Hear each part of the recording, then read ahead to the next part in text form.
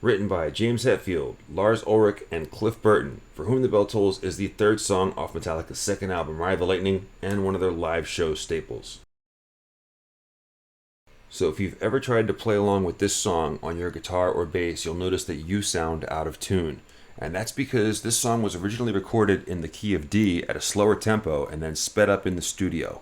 So the end result, the song ended up being a quarter step sharp. So you usually either tune your guitar up or just deal with the fact that you sound out of tune. Now there's been many YouTube videos made correcting this where it's in standard tuning at A440 and you can play along with your guitar, your bass, they sound fine. But if you ever try to do the isolated tracks and create your own remix of the song, everything's in the key of D. Now some of you are thinking, how's he going to get a remaster that's a quarter step sharp to line it with an isolated bass track that's a whole step down? Well, there was actually a pretty simple solution. I went analog. This is my old 4-track recorder from back in the day, and this is the pitch wheel. I was able to use that to speed the track up without technology, so it would sound bad, like they did in the studio, from the key of D up to the quarter step sharp that it is now. Inside is a cassette tape. It holds about as much information as a compact disc on both sides, and the 4-track basically splits those two sides into 4 tracks, side A left and right, and side B left and right backwards, allowing you to record drums, bass, rhythm guitar left and rhythm guitar right, and then bounce it down onto a VHS tape, Google it, and then bounce it back into tracks 1 and 2, allowing you to add lead guitar and vocals at the end. But you better mix all that down to a metal cassette tape so you don't lose quality. Alright. And now let's head back into the library. Song 0203 is For Whom the Bell Tolls. And as you can see here, there's a part missing, and that's because I had to actually make 2 parts for the bass. There's the automation track for the song. This right here is the beginning of the song, and there's a reason for that. The isolated bass track as it is, the complete track, the low part is mixed with the 2 high parts. The 2 high parts, when you mix them with the remaster, they don't sound that great because, I'm going to turn this off real quick, they're slightly out of phase, and there's no way to fix that. Check this out. Yeah, it just doesn't sound right.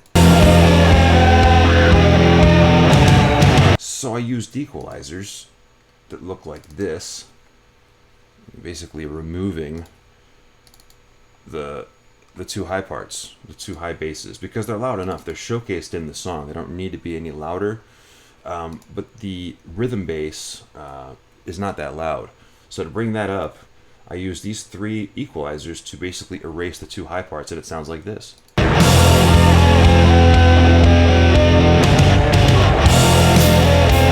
Very good. Got rid of the 2 hurdles of the tuning discrepancy and removing the flute basses that are out of phase by vacuuming them out with equalizers. Now we get to the transition, and as you can see here, I boosted this little slide Cliff does because I liked it and I wanted it to cut through. I just gave it a decibel, and you'll notice this fades in faster than this fades out, and there's a reason for that because the way that it is, if I did it any differently, it sounds funny. But let's just listen to the transition real quick.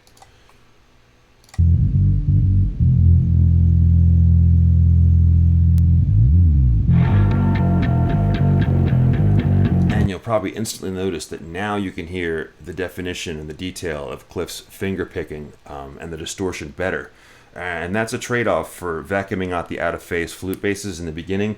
But to have the rhythm bass, if you will, with the remaster,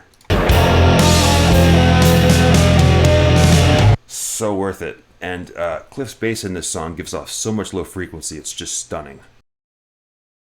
And this is a brief overview of the finished product. It has nowhere near as many splits as Ride the Lightning, thank God.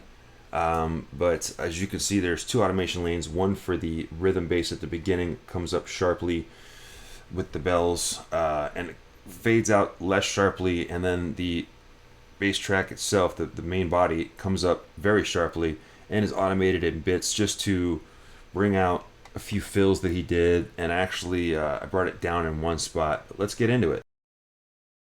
So let's start by giving that transition that ends with the rhythm bass doing a nice little octave slide into the main body of the bass track a proper listen.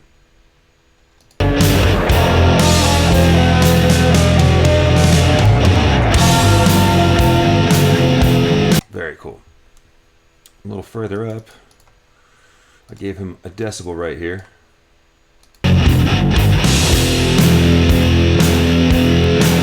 And then right here, he does this double octave fill that's really cool. Let's hear it isolated first.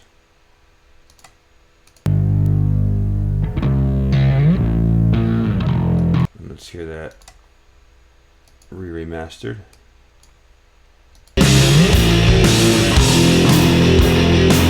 And then over here, you know, you are as strong as your weakest link. I automated this down. He does an octave slide right here, and he overshoots it to either F or F sharp. He missed E. He's just north of his destination.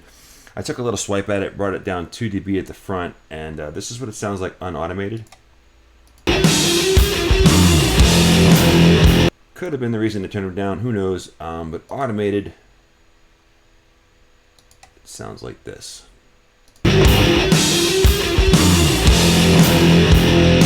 Very cool. And then right here, he does something so cool, so Cliff. He goes against the rhythm that James and Lars are throwing down. Let's listen to it. I don't know if you heard that. Let's listen to it isolated, and let's start it sooner.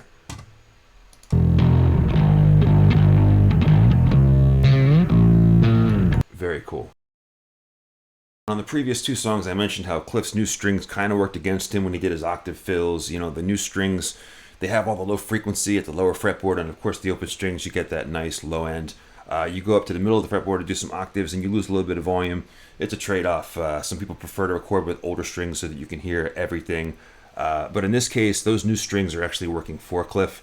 And I would argue that this song has one of the best bass mixes of the album, and it's probably because he's playing all low stuff. But let's just hear the remaster isolated.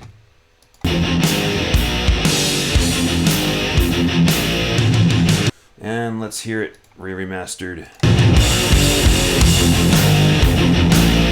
But yeah, those new strings in this case are working for him instead of against him. A few more things that I automated. He does that beautiful double octave slide 2 more times right here.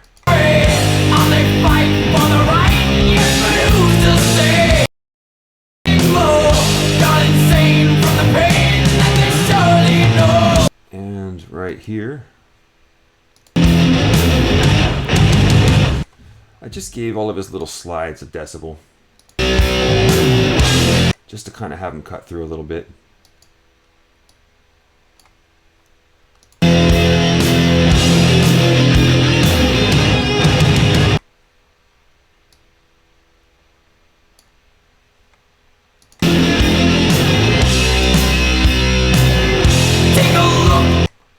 Excellent. And the last few things I automated before the end. Right when James says, take a look to the sky just before you die, it's the last time he will, Cliff does this ascending slide up the fretboard that is, I guess, endless, or it just goes up and stops. You know, it's pretty cool. Check it out.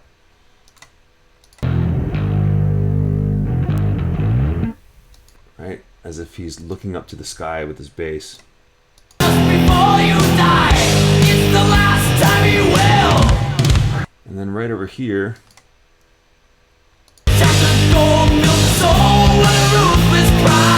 and that double beautiful octave slide he does there. And then right here, where he goes against the rhythm one last time. All except the will to be. Now they see what will be blind.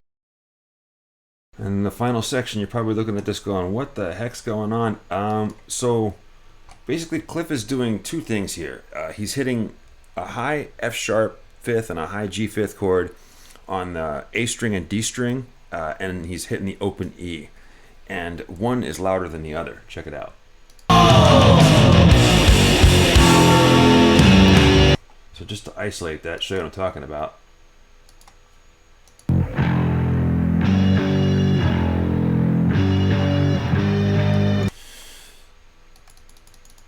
Because he's slapping those 5th chords, they're louder than the open E.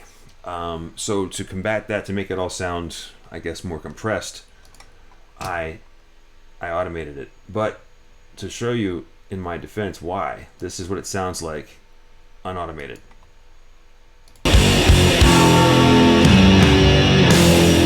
So you can't hear the E anymore when I do that, when it's not automated. But when it's automated, it sounds like this.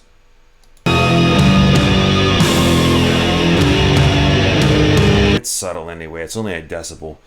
And then the ending of the song, Cliff actually, if you don't automate it, you'll hear it. He recorded this after the guitars and the drums were done. You can tell, I'm not making this up.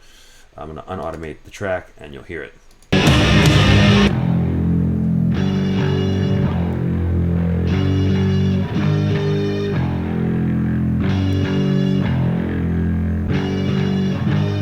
And you'll notice this is the last note he hits, but the band is still playing.